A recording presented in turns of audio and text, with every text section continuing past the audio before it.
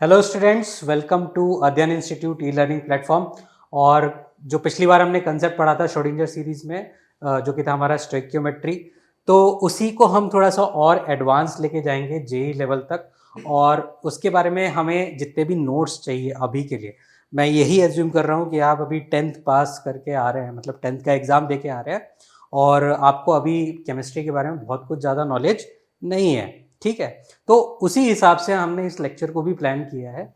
और अगर आप देखेंगे तो हम आपको जो रिक्वायर्ड केमिस्ट्री है, ठीक है, जो एग्जिस्टिंग केमिस्ट्री है, ये वीडियो और कहीं मिलेगी नहीं आपको। ठीक है, ये ध्यान से देखना, जो रिक्वायर्ड केमिस्ट्री है आपके लेवल के लिए वो मैं आपको बता दूंगा, ताकि आप अभी से जेई के प्रॉब्लम सॉल्व करना शुरू कर सकते हो। ठीक है, आपको डाउट्स नहीं आएंगे इसके बाद, ये वीडियो देखने के बाद। ठीक है, तो चलिए शुरू करते हैं। आज का टॉपिक है हमारा stoichiometric problems of mixture. Mixture की जो स्टोइकियोमेट्री होगी ना, उसकी जो हमें रिक्वायरमेंट्स हैं, पहले तो हम वो पढ़ेंगे, फिर हम उसके ऊपर न्यूमेरिकल्स कर लेंगे लास्ट लेक्चर की तरह, और आपका जो ये पूरा कंसेप्ट है वो क्लियर हो जाएगा। तो कॉपी पेन निकाल लीजिए और शुरू करेंगे मेरे साथ। स्टोइकियोमेट्रिक प्रॉब्लम्स ऑफ मिक्सचर, इसमें आपको क्या क्या जानने की जरूरत है पहले तो वो देखते हैं। ठीक है, ये इंपॉर्टेंट नोट्स हैं यहाँ पे। ठीक है, इंपॉर्टेंट नोट्स हैं ये, जो कि आपको याद रखने हैं ड्यूरिंग आप जो भी कैलकुलेशंस करेंगे, जो भी आप क्वेश्चंस करेंगे जेई के, स्पेशली जेई के। ठीक है, तो उसके लिए आपको याद रखने होंगे। पहली चीज, पहला जो इंपॉर्टेंट नोट है वो ये है। अब देखिए, हमारे पास जो मेटल्स होते हैं, बेसिकली अगर हम एस ब्लॉक को डिवाइड करते हैं तो वो दो ग्रुप्स में डिवाइड करते हैं। पहला होता है अल्कलाइन मेटल्स, दूसरा होता है अल्कलाइन अर्थ मेटल्स। ठीक है, अल्कली मेटल्स या अल्कलाइन अर्थ मेटल्स। ठीक है, तो हमारा जो फर्स्ट ग्रुप है, ठीक है, हमारा जो फर्स्ट ग्रुप है उसको हम लोग कहते हैं अल्कली मेटल्स। तो जो अल्कली मेटल्स होते हैं, ठीक है, ऑल द अल्कली, ठीक है, मेटल, और इन अल्कली मेटल के कार्बोनेट्स, कार्बोनेट्स, ठीक है, are thermally stable except Li2CO3। Formula बनाना लास्ट लेक्चर में हमने सीखा था, थोड़ा सा एक पोर्शन था। और अगर आपने लास्ट लेक्चर नहीं देखा है तो मैं लिंक दे देता हूं ऊपर, आप पहले उसको देखिए, स्टोइकियोमेट्री सीखिए, फिर इस वीडियो को देखिए, आपको और ज्यादा क्लियर हो जाएगा। ठीक है, तो एक्सेप्ट Li2CO3, जितने भी अल्कली मेटल के कार्बोनेट्स होते हैं वो थर्मली स्टेबल होते हैं। थर्मली स्टेबल का मतलब क्या? ठीक है, थर्मली स्टेबल का मतलब क्या कि अगर मैंने कोई भी अल्कली मेटल लिया है M2CO3, ये जनरल फॉर्मूला आएगा, जहां पे M क्या हो सकता है? सोडियम हो सकता है, पोटेशियम हो सकता है, ठीक है, और क्या क्या हो सकता है भाई? रुबिडियम हो सकता है, ठीक है, सीजियम हो सकता है, कुछ भी ले लीजिए आप। ठीक, तो M2CO3 अगर मैं इसको थर्मली हीट करूंगा, थर्मली स्टेबल मतलब हीट करना, तो हीट करूंगा तो ये डिकम्पोज नहीं होगा, नो डिकम्पोजिशन, ये टूटेगा नहीं, अंबुजा सीमेंट है ये। ठीक है, नो डिकम्पोजिशन। ठीक, लेकिन अगर मैं Li2CO3 इसको हीट करूंगा, ये सेम ग्रुप का एलिमेंट है, लिथियम जो है, सोडियम पोटेशियम रुबिडियम सीजियम का ही एक उसी ग्रुप का एलिमेंट है, लेकिन अगर मैं इसको थर्मली ब्रेकडाउन करूंगा, ठीक है, तो ये टूट जाएगा किसमें? LiO, ठीक है, Li2O, ठीक, और प्लस CO2, यानी कि ये एक गैस देगा विच इज CO2। ठीक है, क्लियर? यहां पे क्या होना चाहिए? ये सॉलिड्स में फॉर्म में, सॉलिड फॉर्म में। फिर से लास्ट लेक्चर में मैंने बताया था स्टेट्स लिखिएगा हमेशा। स्टेट्स लिखते हैं तो आपको आपकी जो जनरल नॉलेज होती है ना केमिस्ट्री की, वो बढ़ जाती है। ठीक है, तो ये सॉलिड फॉर्म में है, ये नो डिकम्पोजिशन देगा। ये भी सॉलिड फॉर्म में है, लेकिन ये डिकम्पोज होकर ऑक्साइड बनाएगा और कार्बन डाइऑक्साइड गैस रिलीज करेगा। ऐसा क्यों होता है? ऐसा हम एस ब्लॉक में पढ़ेंगे, बिल्कुल पढ़ेंगे। ठीक है, ऐसा नहीं है कि एस ब्लॉक पढ़ना ही नहीं है, सीबीएसई ने अपने सिलेबस में से हटाया है, जेई ने अपने सिलेबस में से हटाया है, लेकिन क्वेश्चन तो ये आ सकते हैं ना। तो इन क्वेश्चंस को करने के लिए आपको एस ब्लॉक तो पढ़ना पड़ेगा, ठीक है। चलिए, पढ़ना तो पड़ेगा। क्लियर, समझ में आ गया ये चीज समझ में आ गई होगी। चलिए और देखते हैं और क्या क्या समझ में आना चाहिए हमें जो इंपॉर्टेंट है, ठीक है। सेकंड है कार्बोनेट्स। किसके कार्बोनेट्स? अब of alkaline earth metal, alkaline earth metals, जो कि दूसरा ग्रुप होता है, ठीक है। Decompose on heating, decompose on heating, ठीक है। एंड जो अभी लिथियम ने किया वही करता है ये, and liberate CO2 gas. Clear, CO2 gas को ये लिबरेट करता है। जैसे कि क्या? MCO3। अगर मैं इस ग्रुप का फॉर्मूला लिखने जाऊंगा ना, तो इस ग्रुप का कॉमन फॉर्मूला आएगा MCO3। अगर मैं इसको हीट किया, अगर मैंने इसको हीट किया तो ये क्या बना देगा? जैसे कि अभी किया उसने, MO plus CO2 gas. Clear, आई बात समझ में? अब ये M क्या क्या हो सकता है? ये M आपका बेरिलियम भी होगा, ठीक है, मैग्नीशियम भी होगा, कैल्शियम भी होगा, सो ऑन। आपको पता है कौन कौन से होते हैं, आपने पीरियोडिक टेबल याद किया होगा किसी जमाने में। चलिए, ये बात समझ में आ गई। एक ये पॉइंट आपको याद रखना है, कार्बोनेट्स किसके? अल्कली मेटल्स के क्या होते हैं? कार्बन डाइऑक्साइड रिलीज नहीं करते हैं एक्सेप्ट लिथियम। लेकिन जो अल्कलाइन अर्थ मेटल्स के जो कार्बोनेट्स होते हैं वो कार्बन डाइऑक्साइड को रिलीज करते हैं ऑन डिकम्पोजिशन, ठीक है। थर्ड पॉइंट बहुत इंपॉर्टेंट है, याद रखिएगा। फॉलोइंग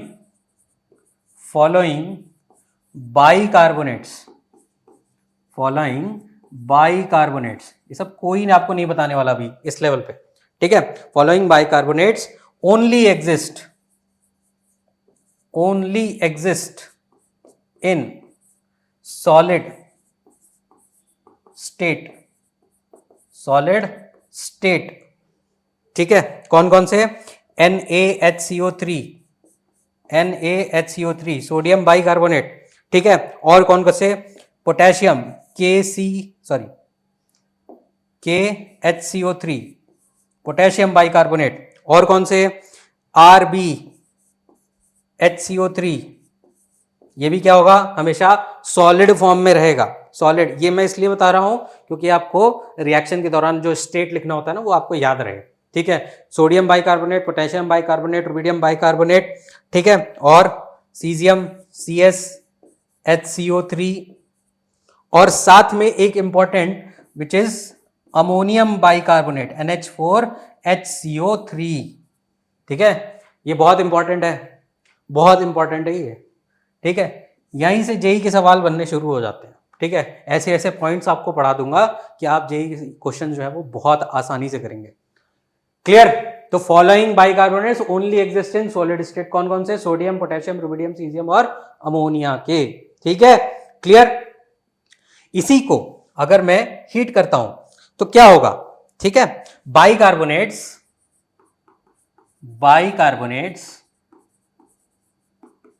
ऑन हीटिंग, अब ये क्या करेंगे भाई? कार्बोनेट क्या करते थे? CO2 गैस को रिलीज करते थे, तो बाइकार्बोनेट क्या करेंगे? ये भी CO2 गैस को लिबरेट करेंगे। Heating liberates CO2 gas. Clear भाई, बात समझ में? भाई उसमें भी क्या था? CO3 था, इसमें भी क्या है? CO3 है, तो CO2 गैस रिलीज होती है। अब रिलीज होती है, कार्बोनेट में नहीं होती थी, ठीक है, बाइकार्बोनेट में होती है, ठीक है। जैसे कि अगर मैं एग्जांपल लूं, NaHCO3, ये हमने क्या ले लिया? सॉलिड में ले लिया, ठीक है। इसको मैंने हीट किया, तो क्या बनेगा? क्या बनेगा? पहला तो सोडियम है ना, सोडियम क्या करेगा? बाइकार्बोनेट से कार्बोनेट में कन्वर्ट हो जाएगा। क्या करेगा? बाइकार्बोनेट से कार्बोनेट में कन्वर्ट हो जाएगा, दैट इज Na2CO3। ठीक है, पहली चीज तो ये। साथ में हाइड्रोजन है तो वो पानी बना देगा, H2O प्लस CO2 गैस। ठीक है, अब इनके स्टेट्स है ना, ये तो सॉलिड है, ठीक है, ये तो सॉलिड है। चलो, H2O यहां पे क्या है? गैस है। कब होगा ये गैस? अगर टेम्परेचर जो है वो ग्रेटर देन 100 डिग्री सेल्सियस है तो। ठीक है, जाहिर सी बात है बॉयल नहीं हो रहा है, गैस सॉरी बॉयल हो गया है, गैस में कन्वर्ट हो जाएगा। CO2 तो हमेशा गैस में ही रहेगी। ठीक है, लेकिन अगर हमने इसी का सॉल्यूशन ले लिया NaHCO3, ध्यान से देखिएगा, NaHCO3 ये एक्वस है। ठीक है, तो इसको अगर मैंने हीट किया, बनाएगा यही Na2CO3, ये क्या होगा? एक्वस होगा। ठीक है, लेकिन जो लिक्विड बना H2O जो बना वो लिक्विड फॉर्म में आएगा। क्यों? क्योंकि एक्वस में था। ठीक है, और ये 100 डिग्री सेल्सियस से ऊपर का टेम्परेचर नहीं है इसलिए, और CO2 गैस तो रिलीज होगी। क्लियर है? आई बात समझ में? क्लियर? अगर मैंने कैल्शियम बाइकार्बोनेट Ca, ठीक है, HCO3 का whole twice, HCO3 whole twice, इसको डिकम्पोज किया, थर्मली डिकम्पोज किया, तो ये क्या बना देगा? CaCO3 कार्बोनेट बनाएगा पहले, फिर H2O plus CO2 gas. Clear है? आई बात समझ में? अगर आप जानते हो, कॉमन सी चीज है, इसको आप आसानी से पहचान सकते हैं। ये व्हाइट प्रेसिपिटेट देता है बच्चों, व्हाइट प्रेसिपिटेट, चूना। ठीक है, चूने में अगर आप देखेंगे तो वो व्हाइट प्रेसिपिटेट देता है, तो CaCO3। क्लियर है? तो ये एक इंपॉर्टेंट पॉइंट है जो आपको पता होना चाहिए for solving stoichiometric questions. Clear? चलिए आगे बढ़ते हैं। इसके बाद क्या होगा, है ना, इसके बाद क्या है? तो जो सबसे इंपॉर्टेंट चीज है यहां पे वो ये है कि अगर नाइट्रेट होंगे तो क्या होगा, है ना। NO3 माइनस अगर मैंने ले लिया मेटल का MnO3, कोई भी नाइट्रेट ले लिया है मैंने इसका, ठीक है। M क्या हो सकता है? फर्स्ट ग्रुप, ठीक है। इसमें सोडियम नहीं ले सकते आप, ठीक है। M पोटेशियम, रुबिडियम, सीजियम, ये सारी चीजें लेनी है, ठीक है। अगर मैंने इसको हीट किया तो ये क्या बनाएगा, सॉरी, इसको अगर मैंने हीट किया तो ये क्या बनाएगा, NO2 की गैस रिलीज कर देगा, NO2 की गैस को रिलीज कर देगा, सॉरी MnO2 को। एक मिनट,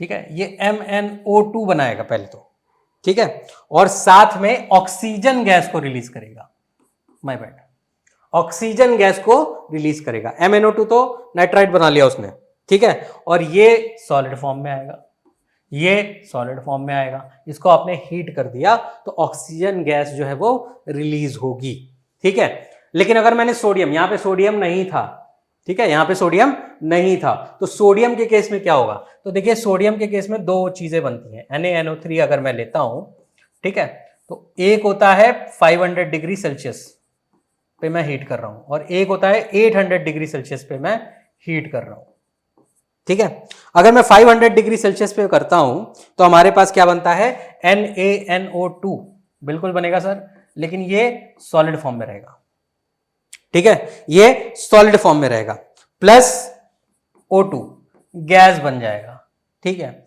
लेकिन अगर मैं टेम्परेचर बहुत ज्यादा बढ़ा देता हूं, 800 डिग्री कर देता हूं, तो NaNO2 तो बनेगा और वो सॉलिड भी रहेगा, ठीक है, लेकिन साथ में यहां पे जो नाइट्रोजन है ना वो भी रिलीज हो जाता है, N2 रिलीज होता है, गैस, ठीक है, और साथ में O2 तो बनेगा ही। आई बात समझ में? क्लियर? NaNO3 को अगर मैंने 500 डिग्री सेल्सियस पे दिया तो ये सॉलिड, ऑक्सीजन गैस निकली, दैट्स इट। लेकिन अगर 800 डिग्री सेल्सियस तक मैं इसको गर्म करूंगा तो यहां पे सॉलिड तो निकलेगा, लेकिन दो गैसेस निकलेंगी, which is nitrogen and oxygen, ठीक है। ये कहाँ यूज होगा, ये अभी मैं जब क्वेश्चंस करूंगा ना तब समझ में आएगा, ठीक है। ये अभी मैं वो केमिस्ट्री पढ़ा रहा हूं जहां पे आपको जितनी इंफॉर्मेशन गैदर करनी है उस क्वेश्चन में वो पता करनी है, ठीक है। जैसा कि मैंने लास्ट लेक्चर में भी कहा था, जो इंफॉर्मेशन आप गैदर करेंगे वही आपकी सक्सेस को डिफाइन करेगी। अगर आपको जेई निकालना है तो आपको इंफॉर्मेशन गैदर करना आना चाहिए, ठीक है, नहीं तो आप नहीं कर पाएंगे फिर, ठीक है, क्लियर। अब मैं बाकी जितने भी नाइट्रेट्स हैं वो ले लूं, LiNO3, LiNO3, ये क्या करेंगे भाई, ये डिकम्पोज करें हम, ठीक है। तो ये अगर मैं डिकम्पोज करूं तो ये ऑक्साइड बनाएंगे Li2O, ठीक, साथ में क्या बनाएंगे NO2 और साथ में O2, ठीक, क्लियर। अगर मैं सेकेंड ग्रुप का कोई भी लेता हूं, मतलब जो अल्कलाइन अर्थ मेटल था उसका लेंगा, तो MnO3 होल ट्वाइस, ठीक। अगर मैं इसको डिकम्पोज करूं बच्चों तो क्या बनेगा, ये बनेगा, पहले तो ऑक्साइड बनेगा जैसे लिथियम ने किया था। देखिए वहां पे भी कार्बोनेट के केस में भी क्या था, जैसा लिथियम ने किया था वैसा ही हमारा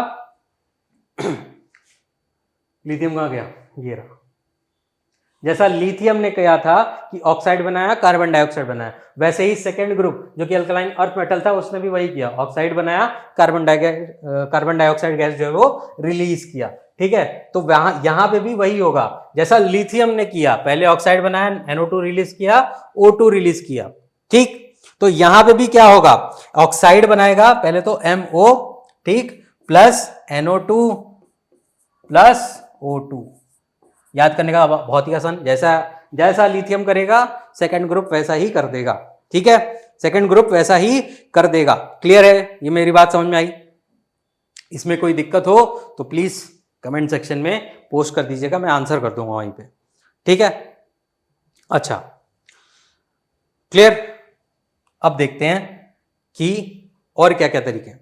अगर मैं एक सिंपल ये ले लूं, कॉपर का ले लूं, ठीक है, CuNO3 होल ट्वाइस, इसको अगर मैं हीट करूं तो क्या करेगा, ये भी वही करेगा जो लिथियम ने किया, ठीक है।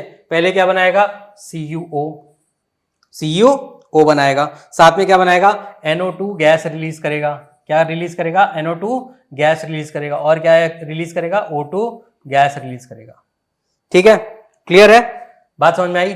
कोई भी ले लीजिए आप, ठीक है, कॉपर ले लीजिए, लेड ले लीजिए, PbNO3 होल ट्वाइस, इसको भी मैं अगर डिकम्पोज करूंगा तो क्या बनाएगा, PbO बनाएगा, प्लस NO2 गैस रिलीज करेगा, प्लस O2 गैस रिलीज करेगा, ठीक है, सिंपल है। होपफुली ये बात, ये पॉइंट आपको समझ में आ गया है। तो ये अब मैं मिक्स करने वाला हूं, आपने अभी तक जितने कंसेप्ट सीखे उनको मैं मिक्स कर दूंगा, अब उसमें से हमें न्यूमेरिकल को सॉल्व करना है। तो स्टोइकियोमेट्री पहली जो हमने बेसिक पढ़ी पिछले लेक्चर में, वो अब यहां पे अप्लाई करना हमें शुरू करना पड़ेगा, ठीक है। चलिए क्वेश्चन पढ़ते हैं।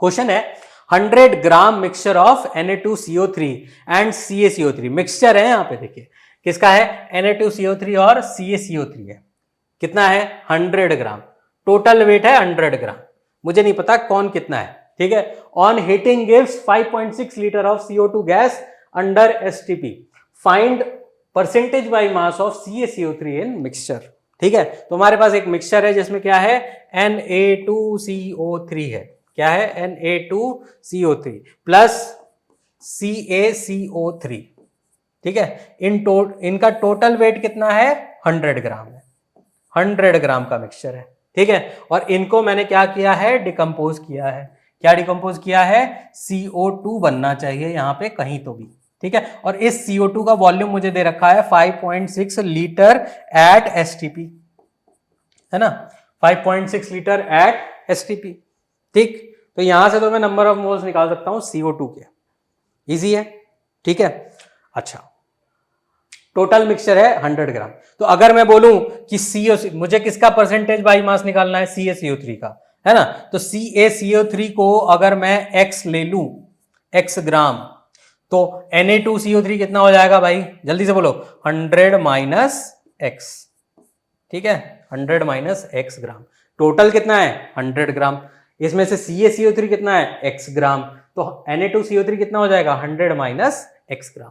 ठीक है, क्लियर है। अच्छा, अब जो हमने पहला पॉइंट सीखा था, ठीक है, जो हमने पहला पॉइंट सीखा था, क्या Na2CO3 को मैं हीट करूंगा, कार्बोनेट वाला Na2CO3 को अगर मैंने हीट किया तो क्या CO2 निकलेगा?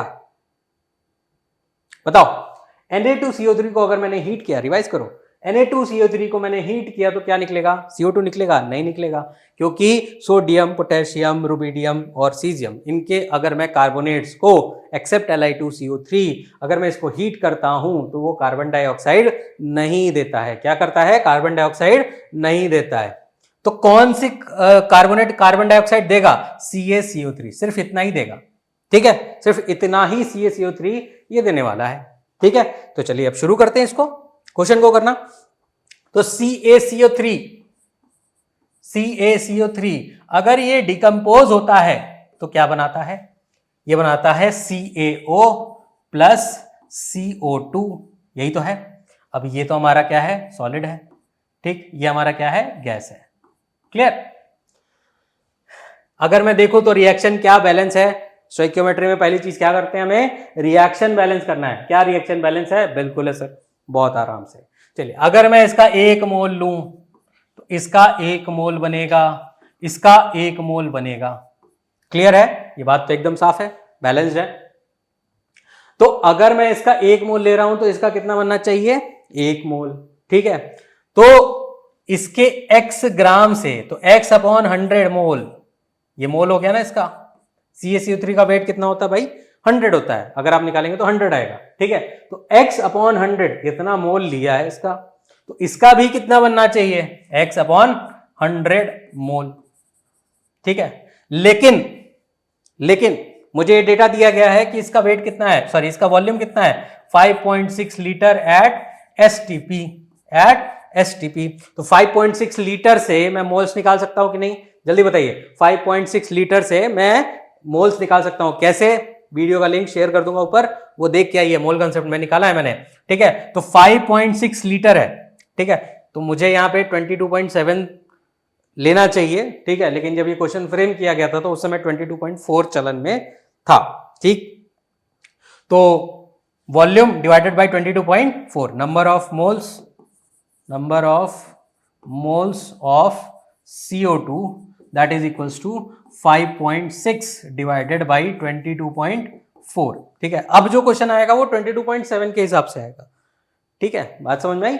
अब जो क्वेश्चन आएगा वो 22.7 के हिसाब से आएगा। ये पुराने क्वेश्चन हैं तो वहां पे 22.4 यूज होता था, तो अभी हम कैलकुलेशन के रिस्पेक्ट से हम लोग अभी 22.4 लेंगे। ठीक है, तो अगर आप इसको डिवाइड करेंगे तो दैट इज 1/4, दैट इज 1/4। ठीक, क्लियर? तो x upon 100 is equals to 1/4। तो x की वैल्यू कितनी आ गई बच्चों? 25। ये क्या है? ग्राम है। तो परसेंटेज बाय मास, टोटल कितना था भाई? 100 ग्राम था। टोटल हमारा 100 ग्राम था, तो x की वैल्यू आ गई 25। तो परसेंटेज बाय मास कितना हुआ? परसेंटेज बाय मास हो गया 25%। ठीक है, 25% ये हमारा आंसर आ गया। 100 ग्राम में 25 ग्राम CaCO3 था, तो परसेंटेज बाई मास कितना आएगा? 25%। सिंपल सी चीज है। ठीक है, क्लियर? आई बात समझ में? चलिए नेक्स्ट क्वेश्चन, पॉज करिएगा और खुद सॉल्व करने की कोशिश करिएगा। On heating a 5 gram mixture of methane and ethylene with access of O2, mass of CO2 obtained is 44/3 ग्राम। ठीक है, find the percentage by mass of CH4। Find the percentage by mass of CH4। चलिए थोड़ा सा pause करिए और solution खुद करना सीखिए पहले, मैं तो बताऊंगा ही। ठीक, चलिए कर लिया, फिर से देखते हैं। 5 ग्राम मिक्सचर है किसका? मीथेन का, और उसके साथ कौन है? इथाइलिन। तो मीथेन का फॉर्मूला क्या होता है? पहले तो हम ये लिख लेते हैं, CH4। और इथाइलिन का फॉर्मूला क्या होता है बच्चों? C2H4। ठीक है, इनको क्या किया गया? इसका, अच्छा इसका वेट भी दिया हुआ है, इसका है 5 ग्राम। कितना है? 5 ग्राम। चलिए बहुत बढ़िया। एक्सेस ऑफ O2 के साथ इसको हीट किया गया, एक्सेस ऑफ O2 के साथ इसको हीट किया गया, और जो CO2 मिला मुझे, CO2 जो मिला मुझे वो उसका वेट कितना है 44.3 ग्राम। तो हमें CH4 का मास परसेंटेज बाय मास निकालना है। क्लियर है? चलिए बहुत बढ़िया। किसका निकालना है भाई? CH4 का। उसको हमें क्या ले लेना है? X, जैसा कि हमने पिछले क्वेश्चन में किया था। अच्छा, हाइड्रोकार्बन में जब हम उसको एक्सेस ऑफ ऑक्सीजन में हम उसको बर्न करते हैं, कंबशन करते हैं, तो प्रोडक्ट क्या बनते हैं, ये मैंने लास्ट लेक्चर में बताया था। ठीक है, तो प्लीज लास्ट वाली लेक्चर जो है वो देख के आइए, फिर प्रोसीड करिए तो आपको ज्यादा समझ में आएगा। अगर ये X है, CH4 हमारा X है, तो C2H4 क्या होगा हमारा? 5 ग्राम में से X चला गया तो कितना बचा? 5 माइनस X। क्लियर है? अगर ये X ग्राम है तो ये 5 माइनस X ग्राम है। क्लियर? चलिए अब इसका कंबशन कराते हैं। भाई। ठीक है, तो पहला क्या होगा? CH4 plus O2 gives CO2 plus H2O। ठीक है, तो ये 2H2O होगा पहले तो। ठीक है, और ये 2O2 होगा। ठीक है, क्लियर? आई बात समझ में? अच्छा, अगर मैं दूसरा रिएक्शन भी करा दूं यहीं पे, ठीक है, तो ये होगा C2H4 plus O2 gives again CO2 plus H2O। ठीक है, अब कार्बन कितने यहां पे? 2, तो ये 2, 4 हाइड्रोजन है तो 2, 4 और 2 6, तो 3O2 लगेगा। ठीक है, बैलेंस हो गया। क्लियर है? अच्छा, मुझे किस पे फोकस करना है? मुझे क्या दिया गया है? इंफॉर्मेशन किसकी दी गई है? CO2 की। ठीक है, तो क्या मुझे H2O पे फोकस करना है? नहीं, मुझे किस पे देना है? CO2 पे। चलिए, तो CO2 बैलेंस है, यहां पे भी बैलेंस्ड है। ठीक, इसका एक मोल बनाता है, 1 मोल CH4 का 1 मोल CO2 बनाता है ऑन कंबशन। तो कितना वेट है भाई? X ग्राम। तो X बाई, अगर मैं इसका मोल निकालूंगा तो कितना आएगा? 16। इतना मोल कितना बनाएगा? X बाई 16 मोल। ठीक है, चलिए, इसका 1 मोल इसका 2 मोल बनाता है। ठीक है, इसका 1 मोल इसका 2 मोल बनाता है। तो इसका 5 माइनस एक्स डिवाइडेड बाई, अगर इसका वेट निकालेंगे तो 28, इतना मोल इसका कितना बनाएगा? इंटू 2, तो 2 into 5 minus x divided by 28 मोल, इतना बनाएगा। ठीक है, अब number of moles of CO2 कितना होगा? Number of moles of CO2 ये कितना हो गया भाई? पहला हो गया x बाई 16 प्लस, अगर आप इसको सॉल्व करेंगे तो ये 14 हो जाएगा, तो 5 माइनस एक्स डिवाइडेड बाई 40। ठीक है, क्लियर? अच्छा, अब number of moles of CO2 कितना दिया है? Number of moles of CO2, मेरे को वेट दे रखा है कार्बन डाइऑक्साइड का, तो number of moles of CO2 ये कितना होगा? Given mass upon molar mass. ठीक है, तो 44 से 44 कैंसिल हो जाएगा, दैट इज 1/3 मोल। ठीक है, तो इस वैल्यू को आप सब्स्टिट्यूट कर दीजिए यहां पे, इस वैल्यू को यहां पे सब्स्टिट्यूट कर दीजिए, इक्वल्स टू 1/3। ठीक है, और x की वैल्यू आप निकाल लीजिए, x की वैल्यू आप फाइंड आउट करिए, और क्वेश्चन में जो वीडियो में जो कमेंट है वहां पे अपना आंसर पोस्ट करिएगा, इस इक्वेशन को सॉल्व करिएगा। बहुत आसान है भाई, लीनियर इक्वेशन है, इतना तो सॉल्व कर ही सकते हो। ठीक है, अभी आप 10 से आए हो, आप इतना तो सॉल्व कर ही सकते हो। क्लियर? तो ये आंसर जो है वो प्लीज कमेंट सेक्शन में मेंशन करना। ठीक है, कमेंट सेक्शन में मेंशन करना। क्लियर? चलिए, समझ में आ गया होगा होपफुली ये क्वेश्चन पूरा। चलिए, एक अच्छा सा क्वेश्चन करते हैं जो कि काफी डरावना सा लगता है पढ़ने में, लेकिन बहुत आसान है। ठीक है, क्वेश्चन है, ऐसा क्वेश्चन IIT में आते हैं। ठीक है, लगते हैं बहुत डरावने हैं लेकिन आसान होते हैं। ठीक है, moist clay constituting 40% silica, 50% inert impurities and 10% moisture. हमने एक क्ले लिया, ठीक है, क्ले लिया जो कि मॉइस्ट था, गीला था, उस गीले में कितना था, 40% सिलिका था, 50% इनर्ट, यानी कि अगर मैं 100 ग्राम ये क्ले लूंगा तो उसमें 40 ग्राम मेरा सिलिका होगा, 50 ग्राम मेरा इनर्ट इंप्यूरिटीज होगी और 10 ग्राम मेरा पानी होगा। चलिए इसको मैंने हीट कर दिया, हीट करने के बाद वो क्या हो गया, थोड़ा सा सूखा हो गया, तो उसको मैंने बोल दिया ड्राई क्ले है, ठीक है। और उसमें जो मॉइस्चर कंटेंट है वो 6% है, उसमें जो मॉइस्चर परसेंटेज है वो कितना है, 6% है, ठीक है। तो अब 6% मतलब पानी जो है वो कम हो गया, तो बाकी जो 2 इंप्योरिटीज थे उनका तो थोड़ी ना कुछ हुआ है, ठीक है। सिलिका और जो इनर्ट इंप्योरिटीज है उनका कुछ नहीं हुआ, उनको मैं हीट करके क्या पाने वाला हूं, कुछ नहीं पाने वाला हूं, ठीक है। तो क्या हुआ कि इसका वाटर का मास क्या हुआ, कम हुआ, ठीक है, लेकिन परसेंटेज कम हुआ, परसेंटेज जो है वो कम हुआ।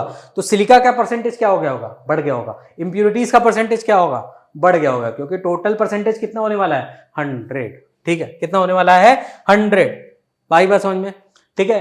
तो अगर ऐसा हुआ तो मुझसे पूछा है कि परसेंटेज बाय मास सिलिका का जो अब सूखी हुई क्ले है, जो ड्राई क्ले है, उसमें कितना होगा, ठीक है, उसमें कितना होगा। तो चलिए देखते हैं, हमारे पास क्या है, मॉइस्ट क्ले है, क्या है, मॉइस्ट क्ले, उसमें सिलिका है, ठीक है, इंप्यूरिटीज हैं जो कि इनर्ट हैं, और मॉइस्चर है, ठीक है, क्या है, मॉइस्चर है। ये कितना है, 40% बाई मास है, ठीक है, ये कितना है, 50% बाई मास है, और ये 10% है, ठीक। अब ये जो ड्राई क्ले मैं बोल रहा हूं उसमें कितना कितना है, ड्राई क्ले में हमारे पास यही पता नहीं, ये पता नहीं, ये कितना है, 6% है, ठीक है। अब कैसे निकालें, सर टफ लग रहा है ना, बहुत टफ लग रहा है, 2 लाइन का क्वेश्चन है, 2 लाइन का क्वेश्चन है। चलिए देखते हैं कैसे होगा, कैसे होगा भाई। चलिए लॉजिक लगाना है आपको यहां पे, ठीक है। लॉजिक क्या है कि सूखा क्या, पानी, लॉजिक ये है पानी निकल गया उसमें से, क्या नहीं गया, सिलिका, क्या नहीं गया, इंप्यूरिटीज, तो उनका जो अभी भी रेशियो है वहां पे वो कांस्टेंट होना चाहिए, ठीक है। जो रेशियो अभी भी उनका होगा मास का, जो पहले था वही मास का रेशियो, वो तो कांस्टेंट रहेगा ना, वो थोड़ी ना बदला, ठीक है। वही मैंने कहा, अगर मैंने 40 ग्राम और 50 ग्राम और 10 ग्राम लिया था, है ना, परसेंटेज बाई मास मतलब 40 ग्राम सिलिका लिया, 50 ग्राम इंप्योरिटीज लिया, 10 ग्राम मॉइस्चर लिया, ठीक है। तो ये 10% तो 6% हो गया, ठीक है, मतलब 10 ग्राम का 6 ग्राम हो गया, लेकिन ये अभी भी 40 और 50 ही है। अगर मैं 100 ग्राम लूं तो ये 40 ग्राम और ये 50 ग्राम है, ठीक है, ये अभी भी उसी रूप में है। क्लियर, आई बात समझ में, ठीक है। चलिए क्वेश्चन करते हैं। तो ये लॉजिक क्या है मेरा कि ratio of mass of silica and impurities is constant, clear, constant है भाई, ठीक है। तो पहले कितना था भाई, 40 डिवाइडेड बाई 50, अब कितना है, ठीक है, अब कितना है, तो वो तो मुझे निकालना पड़ेगा, है ना। तो अब मैं क्या करूं, इस क्वेश्चन मार्क को मैं x ले लूं क्या, इस क्वेश्चन मार्क को मैं x ले लूं, बिल्कुल ले लीजिए, खुली छूट है, ठीक है। इसको मैंने क्या ले लिया, x, तो ये कितना हुआ, ये कितना हुआ, ये हो गया 100 में से पहले तो 6 माइनस करिए, फिर x माइनस करिए, इतना आ गया, ठीक है भाई। टोटल कितना होता है 100, उसमें से ये 6 है, ठीक है, तो 100 में से 6 माइनस कर दो, ये कितना है x है, वो भी माइनस कर दो, तो इसका परसेंटेज निकल गया। इजी है ना, समझ में आया। चलिए तो ये इसका मास है, ये इसका मास है, ठीक है। तो इसी को हम डिवाइड कर देंगे, 94 आ जाएगा ना, 94 माइनस एक्स, ठीक है। चलिए इसी को अगर हम डिवाइड कर देते हैं तो कितना आ जाएगा, x अपॉन 94 माइनस एक्स। अब ये तो आप सॉल्व कर ही सकते हैं x के लिए, ठीक है, ये 4/5 हो जाएगा। ठीक, अगर आप इसको सॉल्व करना चाहें तो बिल्कुल आराम से करिए, तो ये आ जाएगा 5x इज इक्वल्स टू 494 और 360 376, ठीक है, 376 माइनस 4x, यही आएगा। तो ये इधर आके 9x हो गया इज इक्वल्स टू 376, x की वैल्यू 376/9 हो जाएगी, ठीक है, विच इज अप्रोक्सीमेटली 41, है ना, 41.8% के आसपास आएगा x की वैल्यू, ठीक है। तो देख रहे हैं आप, सिलिका की वैल्यू क्या हो गई, बढ़ गई, सिलिका की वैल्यू क्या हो गई, बढ़ गई। अगर आप ऐसा नहीं करना चाहते हैं, ठीक है, अगर आप ऐसा नहीं करना चाहते हैं तो अल्टरनेटिवली थोड़ा सा दिमाग लगाएंगे ना, मैथ लानी चाहिए, सब क्वेश्चन को करने के लिए मैथ आनी चाहिए। सिंपल, स्टार्टिंग में कितना था, 40 ग्राम, 50 ग्राम, 10 ग्राम, ठीक है, सिंपल सी चीज है। अब क्या हुआ है, अब क्या हुआ, 10 को 6 हो गया, मतलब 4 ग्राम मास जो है वो निकल चुका है, 4 ग्राम मास जो है वो चला गया। तो 4 ग्राम मास चला गया, अभी भी ये कितना होगा, 40 ग्राम ही तो होगा। तो 40 ग्राम डिवाइडेड बाई 4 ग्राम चला गया 100 में से, तो कितना बचा, 96, ठीक है। तो 40 डिवाइडेड बाई 96 इंटू 100, इतना कर दीजिए। तो ये 96 कितना हो जाएगा, 4 से अगर आप काटेंगे तो ये 25 हो जाएगा, और ये आ जाएगा आपका 24, ठीक है। फिर 4 से काटिए तो ये हो जाएगा 10, ये हो जाएगा 6, तो ये होगा 250 डिवाइडेड बाई 6। तो ये अभी भी कितना आएगा, देखिए ध्यान से देखिएगा, 40, ठीक है, 101 पॉइंट अगेन 41.6 या 7% ऐसे कुछ आएगा, ठीक है, 80 मान लीजिए, कुछ भी आ जाए, जो भी आ जाए आपका, 6 या 6%, ठीक है, ऑलमोस्ट सेम आंसर है, ठीक है। तो ट्रिक्स होती हैं छोटी छोटी मैथ करने की, ठीक है। आपको बेसिक मैथ आती है तो आप इजीली इस चीज को आपको एक्सप्लोर करना होगा, इन सब चीजों को, ठीक है। तो आप इजीली क्वेश्चन समझ सकते हो, परसेंटेज के क्वेश्चन आप कैसे करते थे 9-10 में, वैसे ही आप यहाँ पे भी कर सकते हो, इजीली है, ठीक है, क्लियर। चलिए, तो मैं उम्मीद करता हूं कि आपको ये जो जेई लेवल का जो लेक्चर था वो भी आपको समझ में आया होगा। इसके बाद की जो लेक्चर्स हैं उसमें मैं एक और इंटरेस्टिंग मेथड बताने वाला हूं जो आपको कोई भी नहीं बताता, ठीक है, कोई भी नहीं बताता। मैं गारंटी लेके बोल सकता हूं कि इस पूरी जितनी भी ई लर्निंग की जितनी भी इंडस्ट्री है उसमें कोई भी वो मेथड नहीं बताता है, क्लियर। तो बने रहिएगा मेरे साथ, अगले लेक्चर में उसी मेथड को हम लोग डिस्कस करेंगे। तब तक के लिए थैंक यू।